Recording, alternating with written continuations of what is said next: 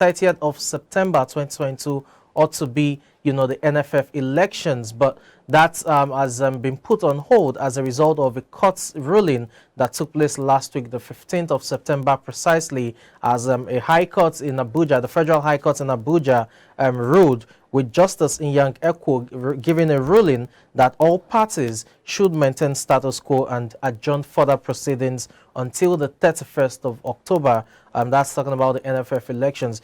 You know quite well that that ruling came as a result of the Professional Football Association.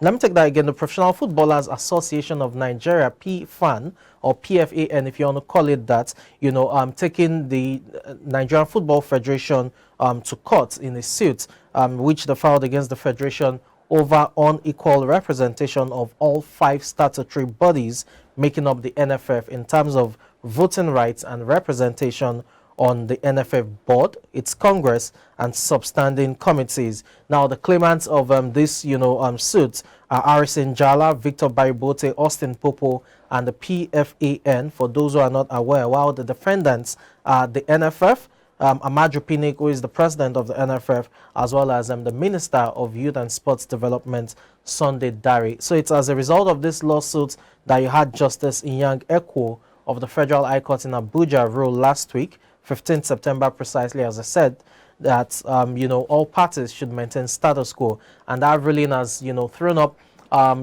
confusion and doubts over the feasibility of tomorrow's election. The NFF elections ought to take place, tomorrow, the 30th of September, right there in Benin City in Edo State. But as a result of that ruling, we do not know if the elections will hold. But you know quite well, Nigerian football oftentimes comes up with, some sort of magic. Do not be surprised if before the end of today, you get another court injunction, stating that the NFF elections can go ahead. What we can tell you authoritatively on the show is that FIFA and CAF officials have arrived, not just Nigeria, but Benin City, which is the venue of the NFF elections tomorrow.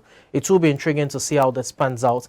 More importantly, it's another case of deja vu, coming up for the Nigerian football when it comes to elections. Why must it always go through, the court process? Are we also looking at the possibility of a FIFA ban? We flirted, with that possibility over the course of, the last few years, especially the last decade. There's also the possibility that, FIFA can, wade in with a ban as a result of government interference in football.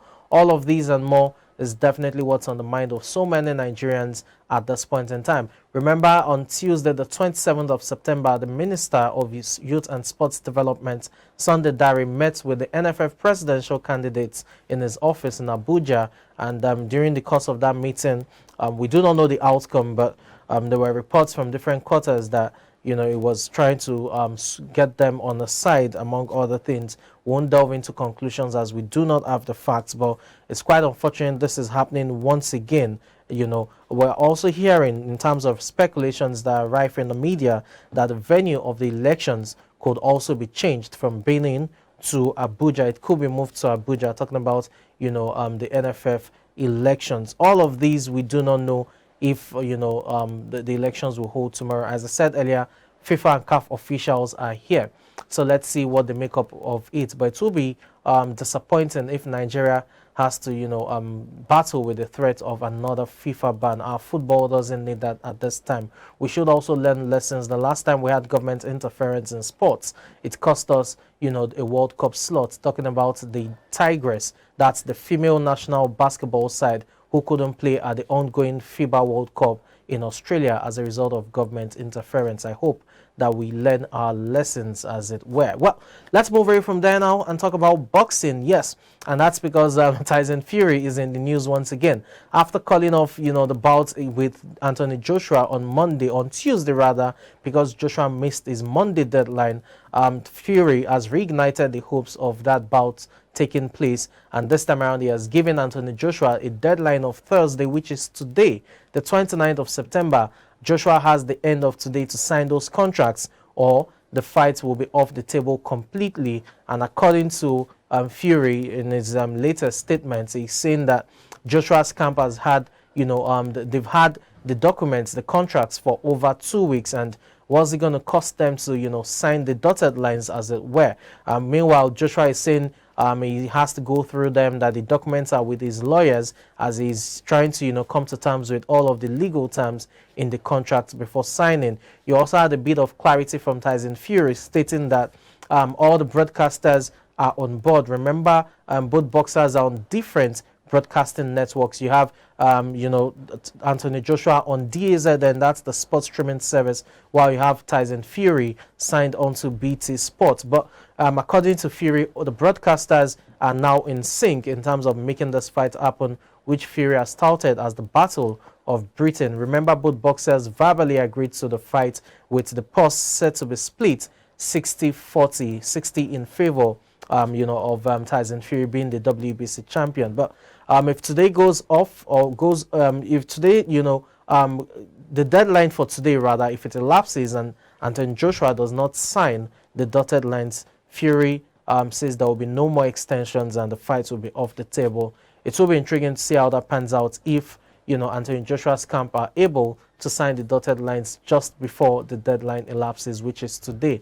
I'm sure British, you know, boxing fans are waiting to see that. Even boxing fans around the globe. Yes, Joshua may have suffered a stud defeat in his last 5 fights, but he's still a force to reckon with, especially in British boxing. And let's hope that that fight happens. The World Cup, yes, it's 6-7 weeks away, and the countdown gradually is here. Everyone is counting down to the big one, but it's all about Denmark, and it's the Danish national team's kit going into the World Cup. Quite impressive. The Danes have been phenomenal over the last 1 year, ever since that, you know, scary moment where Christian Eriksen, right there on your screen on the number 10 jersey, suffered a heart attack during the Euro 2020 championship in a match against Finland. And that's, you know, that seemingly you know, terrifying event spurred them on. Over the last 1 year, they've been virtually unplayable, playing so well. But the latest about the Danish national team is their sponsor, known as Hummel, has released, you know, stunning kits, and the kits are quite interesting, it must be said, because they are literally, you know, all white, all red, all black. There you have it on your screen, all red, all white, all black. In fact, the sponsors even, you know, diminished the branding of their own logo, and that's because they are trying to, you know, send a message to Qatar in terms of a protest against Qatar's human rights records. Remember, ever since Qatar won the World Cup rights, you've had several quarters calling about, you know, the concerns, or raising concerns rather, about their human rights record, especially, you know, the Amnesty International. And these are the kits that Denmark will be wearing at the World Cup: all black, all red, all white. I would explain that to you in a bit. Now, the sponsorless monochrome kits, which you can see on your screen, are in protest to human rights records. Now, for the black jersey, which will be worn by Denmark, Hummel, the sponsor, says it will be in honor of the migrant workers who died during the construction work of the various stadia that will be used at the tournament. Remember, again, Amnesty International,